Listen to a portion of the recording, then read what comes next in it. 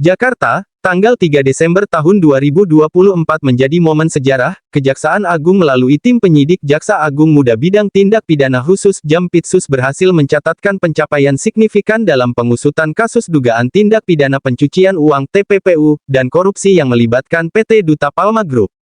Sebanyak 288 miliar rupiah uang tunai disita dari hasil kejahatan yang menghebohkan masyarakat.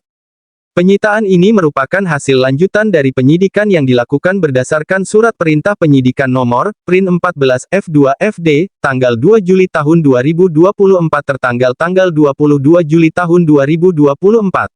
PT Darmex Plantations telah lebih dahulu ditetapkan sebagai tersangka utama dalam kasus ini. Tidak hanya itu, 5 perusahaan lainnya yang bernaung di bawah grup tersebut juga dijadikan tersangka, yakni PT Kencana Amal Tani, PT Banyu Bening Utama, PT Panca Agro Lestari, PT Seberida Subur, PT Palma I. Selain itu, PT Aset Pasifik, perusahaan yang bergerak di bidang properti dan real estate, turut ditetapkan sebagai tersangka atas dugaan keterlibatan dalam TPPU.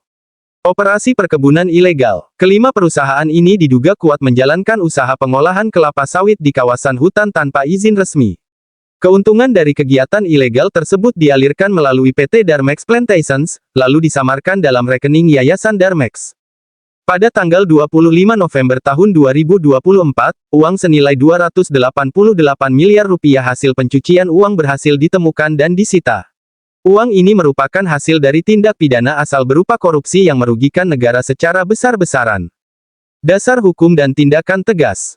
Para tersangka disangkakan melanggar Pasal 3, Pasal 4, atau Pasal 5 Undang-Undang RI Nomor 8 Tahun 2010 tentang Pencegahan dan Pemberantasan Tindak Pidana Pencucian Uang, Junto Pasal 55 Ayat 1 Pertama KUHP. Kejaksaan Agung menegaskan bahwa penindakan ini mencerminkan komitmen kuat dalam memberantas korupsi dan memastikan pengelolaan sumber daya alam berjalan secara transparan dan bertanggung jawab. Reaksi publik dan langkah selanjutnya. Kasus ini menarik perhatian publik karena melibatkan perusahaan-perusahaan besar yang selama ini beroperasi tanpa memperhatikan aturan hukum. Penyitaan 288 miliar rupiah dianggap sebagai langkah awal dalam mengembalikan kepercayaan masyarakat terhadap penegakan hukum. Kejaksaan Agung memastikan penyelidikan terus berlanjut untuk mengungkap aktor-aktor lain yang terlibat dalam skandal besar ini. Pihak kejaksaan juga menyerukan kepada masyarakat untuk ikut mengawasi proses hukum agar kasus ini dituntaskan hingga ke akarnya.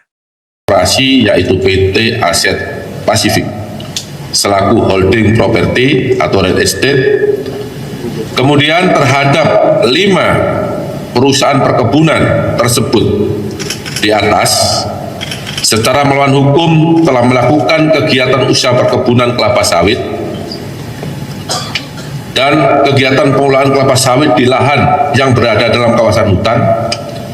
Tidak ada pelepasan kawasan hutan di Kabupaten Indragiri Hulu, Provinsi Riau. Kemudian, hasil kejahatan dari tindak pidana korupsi atas penguasaan dan pengelolaan lahan tersebut dialihkan dan ditempatkan pada PT Darmex Plantations, yaitu holding perkebunan dari 5 perusahaan di atas, yang kemudian oleh PT Darmex Plantations, uang tersebut dialihkan dan disamarkan pada rekening Yayasan Darmex dan rekening milik saudara RI dengan jumlah uang 288 miliar rupiah yang saat ini ada di hadapan kita.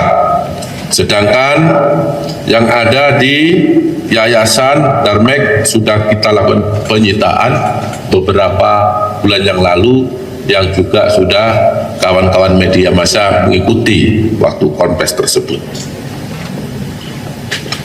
Terhadap tersangka PT Darmex Plantations disangka melanggar Pasal 3, Pasal 4, Pasal 5 Undang-Undang Nomor 8 Tahun 2010 tentang Pencegahan dan Pemberantasan Tindak Pidana Pencucian Uang, junto Pasal 55 Ayat 1 ke 1 Kitab Undang-Undang Hukum Pidana.